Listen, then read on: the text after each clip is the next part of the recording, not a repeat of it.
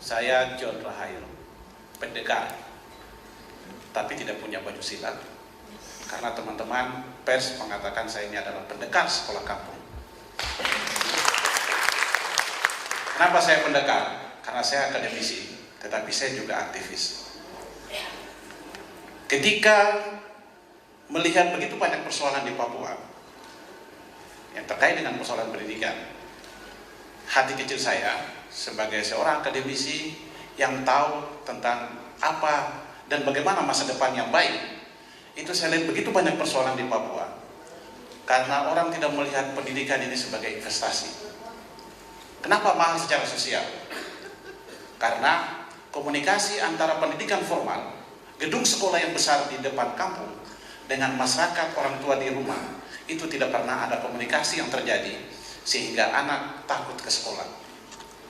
Sebenarnya masyarakat punya kekuatan dan mereka punya potensi. Hanya kadang-kadang karena kita dari kota, kita selalu membuat sesuatu yang masyarakat merasa itu asing.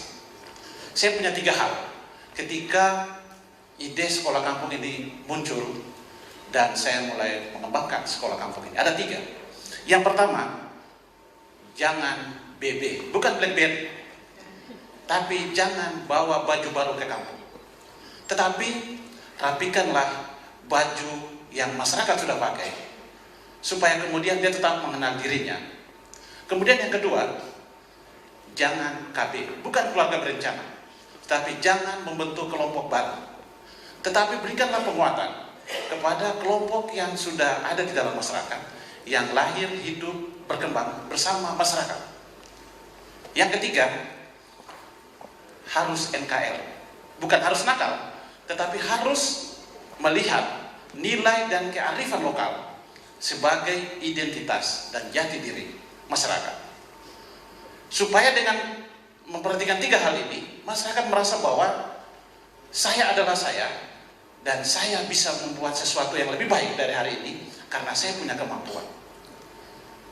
Dalam perjalanan ini Bapak Ibu, saya mencoba dengan teman-teman untuk menggali potensi-potensi lokal dan kemudian kami memberikan penguatan ini kepada masyarakat supaya kemudian yang terjadi adalah dia bisa mengelola sekolah kampung ini tanpa harus kita ada. Saya juga punya 3 hal lagi ketika saya memberikan penguatan kepada kelompok lokal ini. Ada 3 falsafah. Yang pertama, makan pinang. Orang di Papua makan pinang, sirih, pinang, kapur, itu baru merah. Kemudian yang kedua, makan papeda. Tadi kita makan papeda.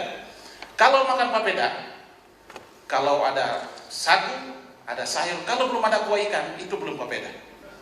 Kemudian yang ketiga, bakar batu. Bakar batu ini adalah sebuah proses yang membutuhkan banyak orang, tetapi membutuhkan kerjasama dan kebersamaan. Dan itulah yang saya bangun untuk mengembangkan konsep sekolah kampung ini. Dalam proses selanjutnya Bapak Ibu, yang mengelola sekolah kampung ini adalah pengelola sekolah kampung. Siapa mereka? Dari struktur adat, mereka sudah bertanggung jawab terhadap pendidikan.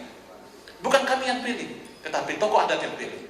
Sehingga kalau dia tidak melaksanakan tugas, dia akan merasa terbebani. Yang kedua, dia adalah guru sekolah minggu, yang setiap hari minggu dia punya anak-anak di sekolah minggu. Yang ketiga, mereka adalah kader posyandu. Kenapa ini menjadi penting? Ketika hari sekolah kampung yang 1 minggu 3 kali, mereka semua ada di sekolah kampung. Ketika hari minggu, sekolah minggu yang dulunya cuma 10-15 anak, itu hampir semua anak-anak di kampung ada di sekolah minggu. Ketika posyandu yang mati di kampung tidak jalan, tetapi dengan ada posyandu sekolah kampung ini, semua anak-anak itu ada di posyandu pada hari posyandu 1 bulan 1 kali. Tetapi apa yang terjadi Bapak Ibu sekarang?